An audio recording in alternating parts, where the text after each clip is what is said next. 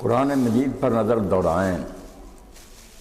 اور انبیاء علیہ السلام کی تاریخ کا مطالعہ کریں تو یہ چیز بالکل علم نشرہ ہو کر سامنے آتی ہے کہ دین کی راہ کوئی پھولوں کی سیج نہیں ہے۔ اگر کوئی یہ سمجھتا ہے نا کہ یہ اللہ کا دین ہے، اس لیے اللہ کو تو چاہیے کہ اس میں ہماری مدد کرے اور یہ نا ٹھنڈی چھاؤں ہے جس پر ہم گاڑی چلا دیں اور فوراً جنت میں پہنچ جائیں، تو اللہ نے اور اس کے رسول علیہ السلام نے اس بات کو واضح کرنے میں کوئی کسر نہیں چھوڑی کہ پہلے قدم پر ہی روک کر سوچ لو کہ یہ راہ جو ہے نا مشکلات سے اور دشواریوں سے بڑی، جنت کا راستہ آسان نہیں، مشکلات سے بھرپور ہے۔ اللہ کے رسول علیہ السلام نے بہت اچھے انداز سے یہ بات واضح فرمائی کہ اللہ نے جب جنت و دوزخ کو پیدا کیا تو جبریل امین علیہ السلام سے کہا کہ سیر کرو۔ وہ دیکھ کر آئے تو پوچھا تو کہا اللہ جنت میں جائے بغیر کوئی آدمی نہیں رہے گا اور دوزخ میں کوئی نہیں جائے گا۔ پھر کہا جاؤ،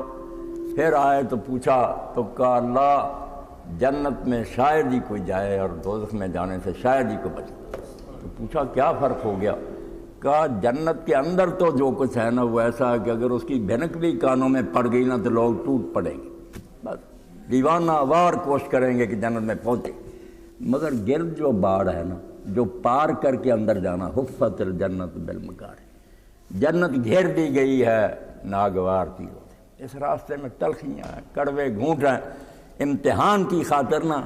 راستہ مشکل بنا دیا گیا، نتیجہ بہت آ رہا ہے مگر راستہ دشوار ہے۔ جنت دوزخ میں توبہ توبہ سونی لے کوئی آدمی تو ادھر کا رخ نہ کرے، مگر کیا کیا جائے، حفت النار بالشہوات، من پسند چیزیں جو ہے نا اس کی باڑ ہے، اس کے دوزخ کی طرف جاتا ہے راستہ شہوات کا، جی چاہتا ہے یہ کروں، خوبصورت عورت ہے اس سے پیار کروں، شراب پیوں، کھیلوں، گانے سنوں،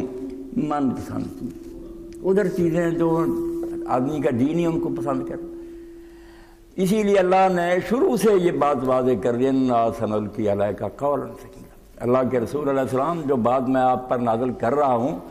یہ بڑی مشکل اور ثقیل بات ہے، یہ دین کوئی بچوں کا کھیل نہیں، بہت دکھوں سے بڑی ہوئی۔ اور اسی لیے عیسیٰ علیہ السلام نے فرمایا انجیل میں کہ میرا ساتھ وہ دے جو اپنی صلیب خود اٹھائے۔ اس زمانہ میں جس کو صلیب دی جاتی تھی